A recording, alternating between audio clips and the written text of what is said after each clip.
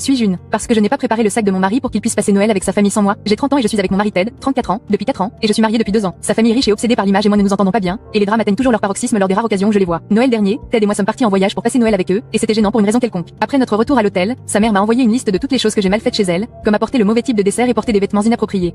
J'ai porté un chemisier et une veste en cuir et je ne me suis pas levée quand les invités sont arrivés. Cette année, ma belle-mère a seulement envoyé une invitation à Ted pour passer Noël avec la famille. Il m'a dit que sa mère ne m'avait pas invité à cause de mes points négatifs de l'année dernière et qu'elle aurait préféré qu'il soit seul là cette année. J'étais sidérée. Je lui ai demandé s'il envisageait vraiment de partir après que sa mère m'ait exclu et il a haussé les épaules et a dit oui parce qu'il n'avait jamais passé Noël loin de sa famille de toute sa vie et n'avait pas l'intention de rompre le cycle maintenant. Il m'a suggéré de sortir, d'inviter Regina, ma meilleure amie, ou simplement d'organiser ma propre fête et a dit mais rien de trop fou, capiche. J'étais contrariée, mais bon, s'ils ne veulent pas de moi, alors je ne devrais pas forcer et j'ai essayé de ne pas me sentir blessée et offensée. Hier, Ted est rentré à la maison en demandant si ses bagages étaient prêts puisqu'il était temps de partir. J'ai dit je ne sais pas et il était abasourdi. Il a paniqué en disant que je savais qu'il allait voyager dans sa ville natale et que j'aurais dû faire ses bagages comme je le fais toujours. J'avoue que faire ses bagages est ce que je fais, mais seulement quand nous voyageons ensemble, et j'ai pensé que comme il voyageait seul, il devrait les faire lui-même. Il a pété les plombs en disant que je l'avais juste fait arriver en retard et que j'avais gâché tous les arrangements.